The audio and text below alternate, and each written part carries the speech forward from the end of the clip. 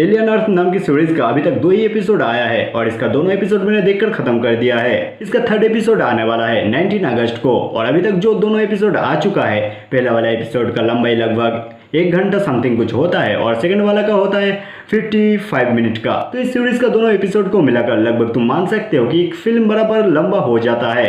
Alien अर्थ series का setting होता है 2120 के अराउंड। अभी के टाइम के हिसाब से लगभग इसी टाइम से लेकर फ्यूचर में 100 साल आगे जाकर जो होने वाला है वो सारी चीजों को दिखाया जाता है। और अभी तक इस सीरीज में मतलब इस दोनों एपिसोड में जो भी सारी चीजों को दिखाया गया है वो सारी चीज डिसअपॉइंट नहीं करता है। जो भी सारे बाहर के सीन दिखाया गया है, जो भी सारे बिल्डिंग्स को दिखाया गया है, जो भी सारे सड़कें, जो भी सारे कार, जो भी सारे चीजें हैं, वो सारे चीजें सच में ही उतना भी खराब नहीं है। अगर ये सीरीज आपको बोलता है कि हाँ अभी के टाइम से लेकर फ्यूचर में 100 साल आगे जाकर जैसा होने वाला है उस तरीके का चीज दिखाया जाएगा, तो हाँ उसी तरीके का चीज दिखाया जाता है। यहाँ पर ये सीरीज जैसे ही शुरुआत होता है हम लोग को दिखाया जाता है, हम लोग को बताया जाता है कि इंसान के किस तरीके से हमेशा ही चाहत रहा है इमॉर्टल होने का, और इमॉर्टल होने के लिए इंसान के पास हमेशा ही कुछ प्रॉब्लम रहा है। फ्यूचर में भी आगे जाकर इमॉर्टल होने का जो भी सारे ऑप्शन होता है वो सारे ऑप्शन होता है कि साइबॉर्ग, सिंथेटिक, आर्टिफिशियल, हाइब्रिड, इसी तरीके का कुछ ऑप्शन। जैसे कि आपका बॉडी का कुछ स्पेसिफिक पार्ट अगर खराब हो जाता है तो उस चीज को रिप्लेस कर दिया जाएगा।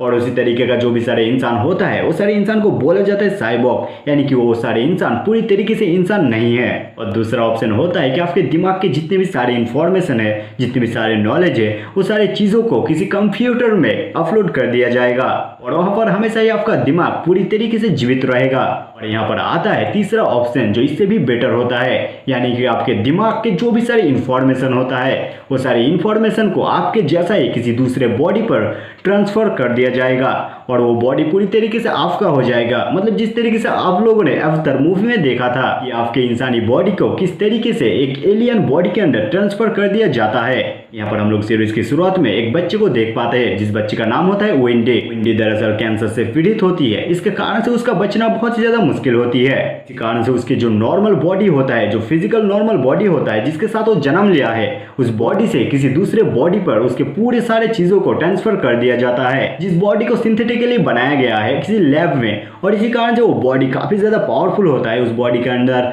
सुपर हीरो टाइप का कुछ पावर होता है, पहाड़ से कूद जाता है, कुछ भी नहीं होता है उन लोग के बॉडी से, कुछ ब्लड व्लड भी बाहर नहीं आता है। I mean super hero type तुम समझ सकते हो। और ये सारी चीज़ों को लेकर जो सारे कंपनी काम करता है वो सारी चीज़ों को लेकर कुछ फिलोसॉफिकल बातें भी बोला जाता है कि जैसे कि मान लो वो कौन सी ग्रे लाइन होना चाहिए जिसके बाद हम एक इंसान को और इंसान बोल नहीं पाएंगे कि वो इंसान पूरी तरीके से अब इंसान नहीं रहा है, वो इंसान किसी दूसरे चीज ही बन चुका है जो चीज इंसान के समझ के बाहर है। चलो मैं तुम्हें बहुत ही इजी शब्दों में बहुत ही इजीली समझा देता हूँ। जो हमारा बायोलॉजिकल बॉडी होता है ये बहुत ही ज्यादा यूनिक होता है।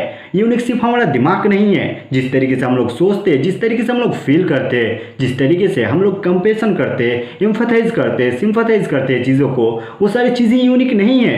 पूरी तरीके से आप इंसानी बॉडी का हर एक चीज़ आप पूरी तरीके से एक बहुत ही परफेक्ट और बहुत ही ज़्यादा यूनिक चीज़ हो। यानी कि तुम मान लो कि तुम्हारा क्रॉस में किसी चीज़ के लिए रिजेक्ट कर देता है या फिर किसी चीज़ के लिए तुम्हें ना कर देता है, सिचुएशन पर तुम किस तरीके से रिएक्ट करोगे, तुम्हें गुस्सा आएगा या फिर तुम रोगे या फिर तुम्हें बहुत ही ज़्यादा इमोशनली हिट होगा, तुम कैसे रिएक्ट करोगे ओवरऑल, वो सारे चीज़ बहुत ही ज़्यादा डिपेंड करता है तुम्हारे डीएनए के ऊपर। मतलब ये बात हम लोग सभी जानते हैं कि हम लोग के दिमाग में जो भी सारे न्यूरोकेमिकल होता है, जो भी सारे एंडोर्फिन, सेरोटोनिन, डोपामिन, जो भी सारे हार्मोन होते हैं, वो सारे हार्मोन हमारे बॉडी को कंट्रोल करता है, हमारे इमोशन को कंट्रोल करता है। यानी कि तुम समझो कोई बहुत ही ज़्यादा इमोशनल मोमेंट है, उस इमोशनल मोमेंट में सबका दिमाग ही एक ही तरीके से वो केमिकल, वो न्यूरोलॉजिकली एक्टिवेट होगा, वो सेम नहीं होगा क्योंकि हर किसी का बॉडी यूनिक है। तुम्हारा बॉडी जिस तरीके से हार्मोन रिलीज करता है, मान लो कि तुम्हारा नेक्स्ट बॉडी जहाँ पर तुम्हें ट्रांसफर किया जाएगा, तुम्हारा दिमाग को ट्रांसफर किया जाएगा, वो बॉडी शायद उतने ही तरीके से रिएक्ट ना करे, उतने ही तरीके से हार्मोन रिलीज ना करे, तो शायद जो सारे इमोशन तुम्हारे लिए पहले बहुत ही ज़्यादा हुआ करता था, बहुत ही ज़्यादा मायने रखता था, लेकिन अब इस बॉडी में वो सारी चीज़ उतने मायने नहीं रखता है क्योंकि अब इस बॉडी का न्यूरोकेमिकल, वो सारे हार्मोन्स पूरी तरीके से अलग है, पूरी तरीके से अलग तरीके से रिएक्ट करता है। और इसी कारण से जो सारी चीज़ तुम्हें शायद पसंद आते थे, अब वो सारी चीज़ शायद तुम्हें अब पसंद नहीं आएंगे। जो सारी चीज़ पे तुम्हें गुस्सा आ जाते थे, शायद वही सारी चीज़ तुम पसंद करने लग जाओगे।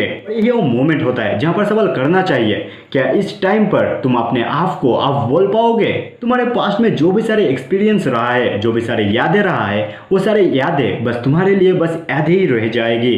वो सारे यादों का कोई मीनिंग नहीं रहेगा, क्योंकि तुम जिस चीज़ को एक्सपीरियंस किए हो वो सारे चीज़ों को अब दूसरी बार एक्सपीरियंस करना लगभग नामुमकिन सा हो जाएगा।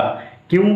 क्योंकि तुम और तुम्हारा बायोलॉजिकल बॉडी अब पूरी तरीके से अलग हो चुका है। और इसी कारण से उस ग्रे लाइन को ढूंढना बहुत ही ज़्यादा मुश्किल है कि कौन सी लाइन होगा जहाँ पर हम एक इंसान को और इंसान नहीं बोल पाएंगे। तुम सचमुच का जो इंसान थे, अब तुम अपने आप को आप बोल नहीं पाओगे। इसी तरीके का फ्यूचर को लेकर, इसी तरीके का फिलोसॉफिकल कुछ मूवीज हम लोगों ने पहले ही देख रखा है, लेकिन खैर मुझे नहीं लगता कि ये सीरीज आगे जाकर ये सारी चीज़ों को लेकर बहुत ही ज़्यादा एक्सप्लोर करेगा। लेकिन ये सीरीज अभी तक जो सारी चीज़ों को सेटअप कर रहा है और जो सारी चीज़ों को बहुत ही ज़्यादा फोकस के साथ दिखा रहा है, वो सारी चीज़ों को देखकर लग रहा है कि इस मूवी का, आई मीन फील सॉरी, इस सीरीज का जो सारी स्टोरी आगे जाकर सेटअप होने वाला है वो कुछ अलग मोड़ लेने वाला है।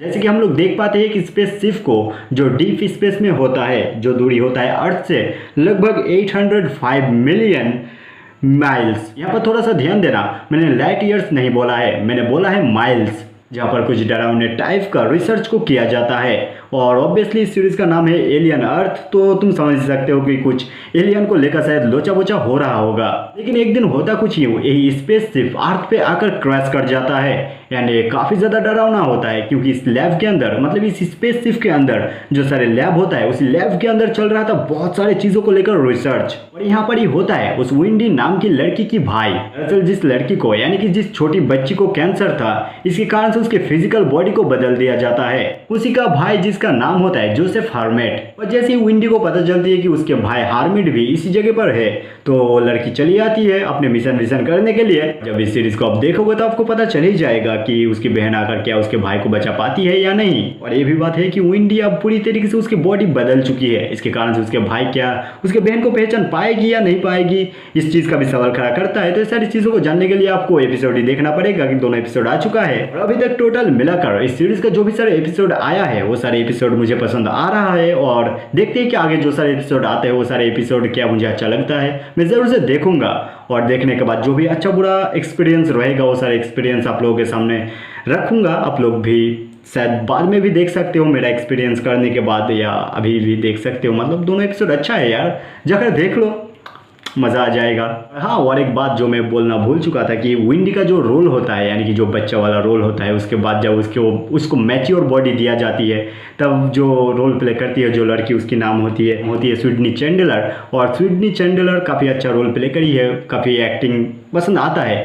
आई मीन पहले जो इमोशनल मोमेंट होता है कि हाँ इमोशनली वो थोड़ा सा मिस्टेक कर रहा है, उसका बॉडी सही तरीके से इमोशनली वर्क नहीं कर रहा है, फिर धीरे धीरे जिस तरीके से अपने भाई को लेकर कि हाँ एक सिंथेटिक बॉडी होने के बावजूद भी किस तरीके से वो सारे इमोशन थोड़ा सा फील कर रही है, या अपने भाई को लेकर जो भी सारी फीलिंग होता है, आई मीन वो सारे एक्टिंग को देखकर लग रहा है कि हाँ इन्होंने अच्छी काम करी है। और बाकी यार काफ़ी स्वीट सी लड़की है, तो हाँ तुम लोग को जो भी पसंद आता है तुम लोग देखो यार, मस्ती करो। भाई चलते हैं किसी नेक्स्ट वीडियो पर।